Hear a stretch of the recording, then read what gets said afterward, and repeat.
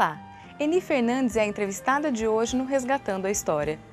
Por meio de seu mandato, exercido de 97 a 2004, foi peça importante na instalação do SEMAI. Eni fala também dos anos de atuação na Pastoral da Juventude e da militância partidária.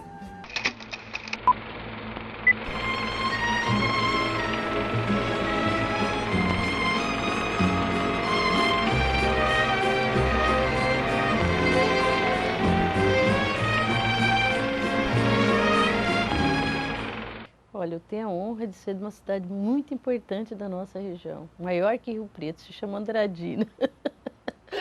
Ela é como Mirassol, assim, na realidade, né? E lá, eu sempre tive uma vontade muito grande de participar de atividades sociais, né? Eu já comecei sendo catequista, aí eu me liguei muito na igreja, né? É uma coisa assim que sempre me atraiu muito, né? Sou católica. De catequista eu passei para a Pastoral da Juventude. E na Pastoral da Juventude eu comecei a me perguntar, era os anos 70 já, né? Por que que certas coisas não podiam ser faladas, né? E o padre começou a explicar para a gente que era a ditadura militar e tal, e que havia um movimento, né, contra a ditadura. Então, a Pastoral da Juventude foi quem me despertou para a vida. Da Pastoral da Juventude, eu decidi fazer serviço social porque eu achei assim extraordinário, né, o que uma assistente social fazia. Eu fui para Lins estudar e em Lins eu passei a participar da pastoral universitária. A pastoral universitária me jogou para o movimento estudantil, né, me fez ver a importância do movimento estudantil. Participei do movimento estudantil no final da década de 70, início dos anos 80, quando me formei assistente social. E aí nós fizemos a reconstrução da UNE, né? Todo o período da ditadura militar, a UNE, a União Nacional dos Estudantes, deixou de existir, né? E naquele período, final dos anos 70, né, a luta pela anistia, nos levou a nível de Brasil, estudante de todo o Brasil, né? Eu lembro que nós tínhamos em Lins, a Faculdade de Lins, tinha uma relação muito grande com o movimento estudantil de São Paulo e do Paraná, através da UEL de Londrina. A gente esteve lá várias vezes. Então foi esses movimentos que me levou em 1980 a ganhar um adesivo Partido dos Trabalhadores. Era branco, fundo branco, escrito em preto. E eu colei na minha cama. E aí um dia eu fui participar de uma reunião do Partido dos Trabalhadores, já aqui em Rio Preto, em 81, quando decidi me filiar. Foi meu único partido até hoje, né? E aí comecei todo um trabalho junto aos movimentos também, os movimentos sociais, né? Movimento de favelas em Rio Preto, movimento de mulheres. No ano de 1980 nós fundamos em Rio Preto. Enfim, nós fizemos um grande movimento social em Rio Preto, principalmente dos favelados, das prostitutas, né? Lá na zona de prostituição de Rio Preto, Jardim Paraíso. Foi um dos trabalhos assim que eu mais gostei na minha vida profissional, poder ver o sofrimento daquelas mulheres, poder contribuir para que elas fossem minimamente reconhecidas, porque se o preconceito hoje existe, lá nos anos 80 era muito grande, a ponto de morrer uma prostituta lá na zona. Ela foi assassinada no balão ali da Mirassolândia. O nome dela era Célia Silva. Nós até fizemos, juntamente com o jornalista Alaor e outros, não lembro agora o nome de tudo, mas ele é muito do Alaor, que ele fez um filme até sobre a morte dela, porque gerou uma grande polêmica. As prostitutas queriam fazer uma missa de 7º dia e ninguém queria rezar essa missa. E elas também propôs de ser lá na zona missa. Aí você imagina, né? Apesar de eu ser católica, mas minha igreja tem também lá as suas reservas, né? E o bispo não concordou que se fizesse a missa, até tinha padre disposto a fazer, mas não concordou. E aí veio um padre de Lins que fez uma celebração para elas. Então, assim, foi um mês de debate na imprensa, foi assim um momento assim muito difícil para a gente, mas depois satisfatório quando foi feita essa celebração lá. Alguns vereadores daqui da Câmara, me lembro do vereador Feitosa, foi lá, participou, né? Eu acho que foi um grande momento assim do movimento social em Rio Preto, né? A realização daquela celebração por um padre na zona de prostituição de Rio Preto, né? Então, acho que isso assim, é importante para a gente um pouco entender, né, o sentido da vida, porque Se de um lado elas são prostitutas, entre aspas, vivem em pecado, né? E nós aqui fora, o que cometemos, o que fazemos e quem somos nós para julgá-las e para dizer que não pode haver uma missa lá porque elas são impuras? Será que nós somos mais ou menos que elas, né? Então, foi um grande momento que até eu tenho dito para o Lelé não participou diretamente, para o Alaor, para o Adibinho e outros tantos jornalistas, que nós precisávamos escrever um livro, né? E possivelmente até o ano que vem a gente escreva um livro sobre aquela, não só sobre esse episódio, mas toda a luta do movimento social, né? Que esse episódio é um deles, né?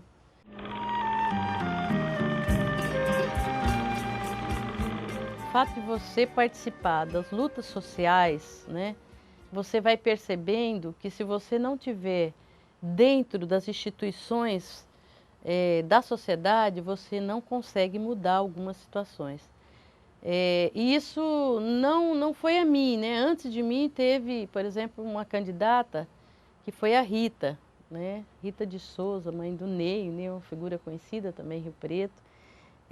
Foi nossa candidata pelo PT em 82. Aí depois eu fui candidata em 88, né? Fui a mais votada do PT, mas o PT não atingiu um coeficiente. E fui uma das mais votadas na cidade já, naquela época. Daí para cá, voltei a ser candidata, mas só fui eleita, só consegui ser eleita em 97. Em 97, em 96. 97, 1º de janeiro, eu assumi aqui, né? E aí eu digo assim, a gente tem, porque assim, né, quase 10 anos entre eu ser candidata e conseguir ganhar a eleição. Primeiro que nós mulheres não sabemos fazer campanha, principalmente pedir dinheiro, né? E a gente sabe fazer outras coisas muito bem, mas pedir, quando se trata de coisas assim, né, é muito difícil. E o nosso sistema eleitoral é muito atrasado, né? Essa história do candidato ter que pedir dinheiro para se eleger é uma coisa que induz a corrupção, né? Não estou dizendo que todos são corruptos, mas é uma indução, porque muitas pessoas que doam, eles querem depois o retorno. Então, eu, como tantas outras mulheres, tenho dificuldade de chegar nessa casa justamente por conta da questão do financiamento da campanha. Então, só em 96 eu chego, né, juntamente com o Cacau, e eu diria assim que foi também um dos grandes momentos da minha vida, né?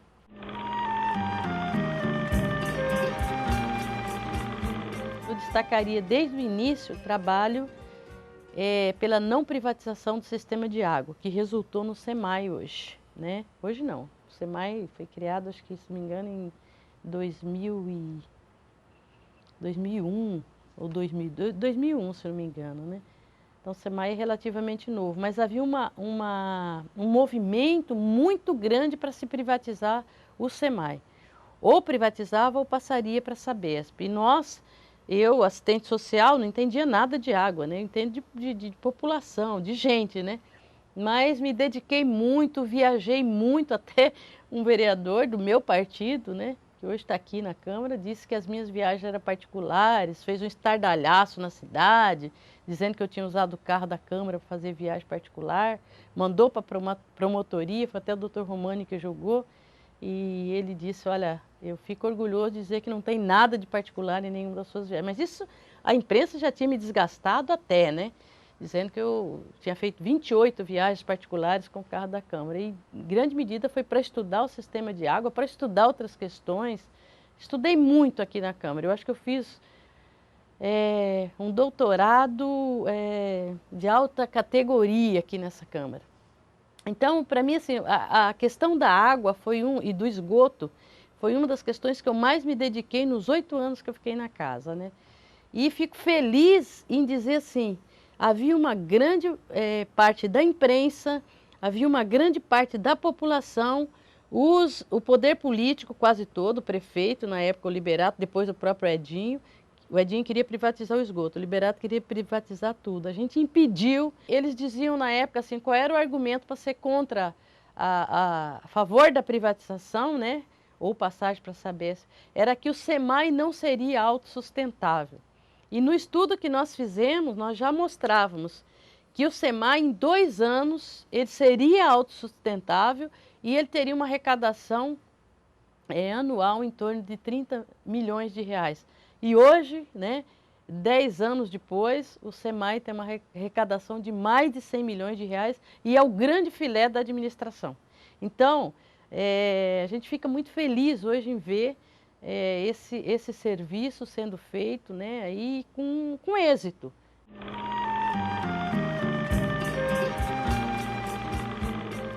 Olha, eu fiz um trabalho muito intenso com os loteamentos irregulares, né? Eu acho que eu conheci, se não todos, mas uns 90% de todos os loteamentos de Rio Preto. E fiz vários projetos, destaco um deles, né? Juntamente com a dona Helena Pimenta, dois eu destacaria, que foi o início das construções das rampas, né, de acesso. Ali na represa, na época do Dr. Liberato, foram as primeiras rampas construídas. E o outro projeto foi, não sei se está sendo bem usado, mas todo mercado de grande porte em Rio Preto tem que ter uma cadeira motorizada para que a pessoa com deficiência possa fazer compra. Então esse é um projeto que eu fiz, orientada pela dona Helena Pimenta. Todos os meus projetos tinham sempre a ver com aqueles que tinham necessidade e queria que se fizesse uma lei, que se fizesse melhorias, né? Eu não fiz nenhum projeto, não me lembro, que saiu da minha cabeça, assim, não, né? Sem eu ter ido à realidade, constatado, visto, né? Por exemplo, eu lembro que teve um episódio aqui que um leão matou uma criança lá no João Paulo II. Então fiz uma lei proibindo que nenhum animal selvagem fosse permitido nos nossos parques de diversão e tal. Então, assim, eu acho que o legislador ele tem que estar vendo as necessidades do momento e fazendo as leis, né? Também tive o prazer de fazer uma lei importante, que eu considero, né? Não havia vacinação do idoso, e em Brasília havia um projeto para se fazer a nível nacional. E o deputado que era autor da lei, deputado Eduardo Jorge, chegou para mim, era meu amigo, né, meu amigo, e disse assim: Eni, você faça em Rio Preto, porque é importante cidades fazerem projetos nesse nível, né, do idoso, para a gente poder ganhar força em Brasília. E eu fiz aqui o projeto para vacinação do idoso, que o doutor Liberato abraçou, isso foi muito importante, né, e foi, acho que, uma das primeiras cidades do Brasil a fazer a vacinação do idoso.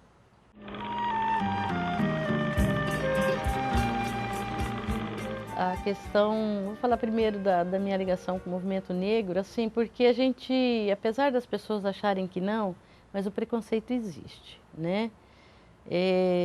Eu me lembro, eu era presidente do diretório acadêmico da Faculdade de Serviço Social de Lins, eu ia no banco, né? E aí a minha tesoureira, a tesoureira do diretório era branca, alta, loira, né? Então tinha tudo para o modelo de mulher que a sociedade traça, né? E eu pequena, como sempre, né? Negra, aí chegava no banco, o gerente, né? A gente tinha que ir lá para retirar o talão de cheque. A gente, por favor, chamava a tesoureira, a senhora que é presidente, vem aqui assinar. Nunca eu era chamada, né? Então ele falava, essa negrinha não deve ser presidente nunca, deve ser acompanhante, empregada dela no máximo, né? É um episódio, mas tem dentre tantos outros. Então isso assim me trouxe aquele sentimento, né? E me despertou, e também na faculdade foi muito importante para mim fazer uma faculdade, e mesmo a Pastoral da Juventude, onde a igreja procurava mostrar para nós os erros da sociedade, né? E um dos erros era a dívida que a sociedade tinha para com a população negra. Então isso foi me envolvendo, né, no movimento, né, contra a discriminação. E aí veio a questão da mulher também, porque se há alguém discriminado na sociedade, isso faz parte da história, né? Uma história que vem do patriarcado, né? Sempre quem mandou foi o homem, o pai, né? Então, que era necessário nós mulheres também nos unirmos para combater, né, a discriminação contra a mulher. E aí sempre quando você discute a discriminação contra a mulher, uma outra vertente da discussão da discriminação dentro do movimento de mulheres é o movimento de mulheres negras. Então, nós mulheres e mulheres negras, a gente até costuma dizer que a mulher negra, ela tem uma discriminação a mais, porque ela, além de ser mulher, né, realizar uma tripla jornada, ela também é discriminada por ser negra. A mulher negra ganha menos que a mulher branca. Então, são lutas que eu acho que eu não posso me negar a fazê-las, né? Sou mulher, sou negra, sou pobre e tem um outro, né? Hoje não é mais discriminação, já é status, né? Ser petista, mas naquela época era discriminatório ser petista, né? Hoje quem é petista não sabe, né? Quem entrou depois não sabe o que nós vivemos, né? A gente, nas convenções do PT, a gente dormia no chão, não dormia em hotel como se dorme de alguns anos para cá, que eu já fui, né, também, mas dormia no chão, a gente dormia no chão para fazer as reuniões, como estudante também, então a gente estava acostumado, como estudante, como mulher, de dormir no chão, não tinha problema, ia para São Paulo, para Brasília, né, quando tinha um alojamento de 5ª categoria, para a gente era um hotel de 5 estrelas. Então o movimento de mulheres me ensinou muito, o movimento negro me ensinou muito, né, e eu, assim, uma das razões que me levou a assumir a Secretaria da Mulher foi essa, né? Eu que propus a criação da Secretaria da Mulher em Rio Preto. E aí eu acho que seria até uma certa covardia minha não aceitar esse desafio de ser secretária de alguma coisa que eu propus, né? Então fui para lá. E a pessoa com deficiência, como eu falei, eu sempre tive ligada, né? O movimento negro, que é uma outra linha da secretaria, é a questão da promoção da igualdade racial, né? Então, são coisas assim que eu sempre teve muito presente na minha vida e eu faço assim acho que como uma missão na vida, né? Eu acho que algumas coisas para a gente é missão, né?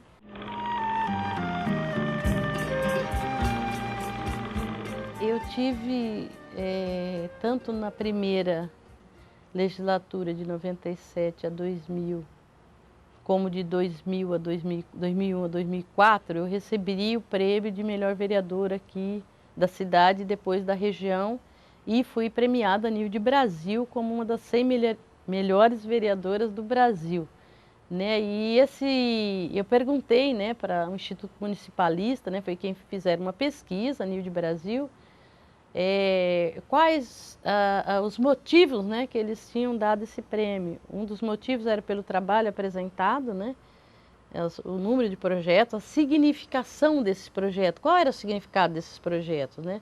Que às vezes se apresenta muitos projetos, mas sem muita qualidade. E às vezes você não precisa apresentar tantos, mas com qualidade, né? Então eles avaliaram um pouco o que significou para a população, que número da população atingiu. Por exemplo, o projeto da água, né? O estudo sobre a água e a criação do SEMAI, atingiu toda a cidade, né? Eu fiz o projeto também do orçamento participativo, é um projeto que atinge toda a cidade. Enfim, aí eles que essa foi a avaliação, e depois eles procuraram ver também a população, né? Fizeram uma pesquisa, não sei como, mas fizeram, né? E o número de votos, eu em 2000 tive a maior votação, né? Naquela época, 5.042 votos. Fui a que menos gastei, eu acho que até hoje, né? Foi menos de R$1 por voto. Eu gastei R$5.000 e tive 5.042 votos. Foi 5.000 e alguma coisinha, muito pouquinho, né? Mas não chegou a R$1 por voto. Então, significa assim que foi um voto voluntário das pessoas que acreditaram no meu trabalho, né? E votaram. Isso me levou a Brasília, fui em Brasília receber esse prêmio, né? Como uma das 100 melhores vereadoras do Brasil. Também foi um momento muito importante, né? Porque você ter a possibilidade de chegar lá naquele auditório em Brasília, não lembro o nome agora, se é Tancredo Neves, não lembro, é um nome muito conhecido, de alguém muito conhecido. Mas naquele auditório cheio, né? E você ali recebendo um prêmio, assim, foi um momento muito importante da minha vida, né? Tive em Brasília também, num outro momento importante, que foi, fui convidada, logo depois da minha segunda eleição, né? Para debater com as mulheres do Brasil inteiro, senadoras, prefeitas. Eu até fiz uma mesa com a prefeita de Natal e Luísa Erundina, e a gente discutindo já financiamento público de campanha, né? Assim, foi manchete no Correio Brasiliense a minha posição, que eu discutia muito isso, que eu já defendia que deveria haver uma reforma política onde houvesse financiamento público de campanha. Como vai ser? Eu não tenho ideia, mas acho que nós podemos pensar, a sociedade pode pensar. O que não pode é continuar as campanhas como são. Então, nessa mesa, assim, foi também um dos grandes momentos, né? Me vi assim no Correio Brasiliense, e essa viagem foi uma das classificadas como particular aqui, né? Naquele episódio que eu falei, que falaram que fizeram que eu fiz viagem particular com o carro da Câmara. Eu fui de carro, né? O presidente era o Sérgio Camargo, eu pedi para ele, falei, Sérgio, eu quero ir de carro porque tinha acontecido um acidente com um avião da TAM, tinha morrido 99 pessoas e eu já não gostava de andar de avião, então eu fiquei, né? E fui de carro. Você imagina o que é sair daqui de carro para Brasília, né? Para fazer essa discussão com mulheres do Brasil inteiro. Então foi um grande momento também da minha vida, para a gente discutir melhorias, né? De uma coisa que é muito importante, que ali nós discutimos muito, a questão do empoderamento da mulher, né? Por que a mulher chega muito pouco às esferas, quer do legislativo, quer do executivo, quer né, do judiciário, né? Você vê uma ou outra chegando, né? Negro nem se fala, né? Ainda estamos com a Dilma, né? Presidente da República, né? Mas você viu depois de quantos séculos, né? Para chegar uma mulher. Então, naquele encontro em Brasília foi muito debatido, né, a questão da mulher no poder, né? E é uma questão que eu acho que nós mulheres ainda estamos atrás. Eu tenho discutido muito com algumas mulheres aqui que têm participado da eleição agora, né? Recentemente, a minha grande amiga Aldina, né? Que foi candidata a vereadora, passou a eleição e eu tenho pegado no pé dela, Aldina, nós temos e outras aí, que a gente tem que discutir a questão do empoderamento da mulher, assim como fiquei muito feliz, né? E já tive aqui numa reunião com a Alessandra, com a Celi, com a Karina, que pela primeira vez Rio Preto elege 3 vereadores e pela primeira vez a Câmara de Rio Preto tem uma mulher na mesa.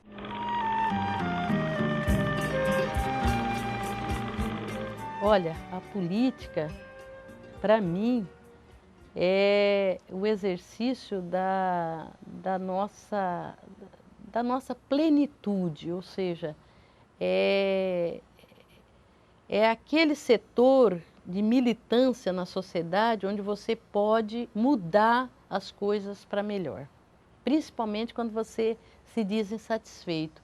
Eu, particularmente, não acredito mais e nunca participei de movimentos, né, de quebra-quebra, de fazer coisas, né? Eu acho que o movimento é de conscientização da importância da política. Né? Muita gente fala, mas político só tem gente suja. Quem falou? Eu acho que tem muita gente boa na política. Erros tem dentro da igreja, tem dentro do judiciário, tem dentro da minha profissão. Quantos assistentes sociais não faz laudo falso? Vide a novela das 9, né? Quantos assistentes sociais não faz laudo falso, não ajuda a apitar criança para vender, né? Tráfico de crianças, enfim.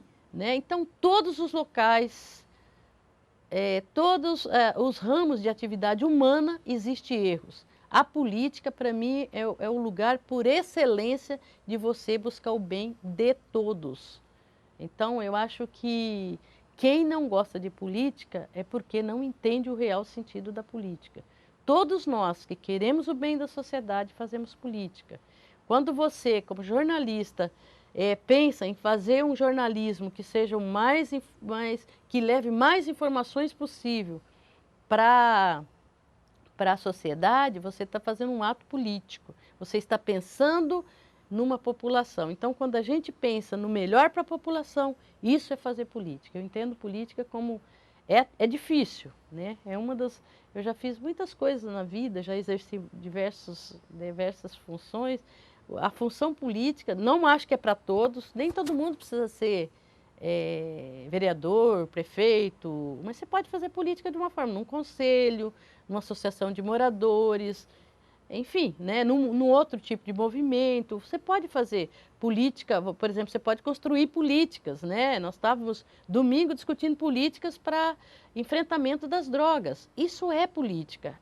Quando você busca o bem da sociedade, você está fazendo política. Então, política para mim é isso, é a busca do bem da sociedade, é transformar essa nossa sociedade em um local onde a gente possa viver. Eu sou católica desde criança, né, por formação, e uma das passagens do Evangelho de Jesus Cristo que eu mais gosto é quando ele diz assim, eu vim para que todos tenham vida e tenham vida em abundância. Ou seja, ele que foi um grande político, né, o maior político para mim, me inspira muito, ele quis dizer para a gente o seguinte, eu quero que você tem a vida, mas vida em abundância. E aí eu te pergunto, uma pessoa que sofre discriminação, uma pessoa que está doente, uma pessoa analfabeta, uma pessoa que é discriminada por qualquer motivo, ela tem vida com abundância ou ela tem uma vidinha? Ela tem uma vidinha. Então nós estamos aqui para ajudar a construir uma sociedade onde todos tenham vida, e vida em abundância.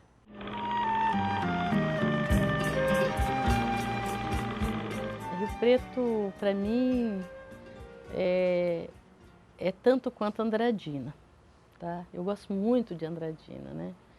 E aprendi a me sentir uma riopretense, né?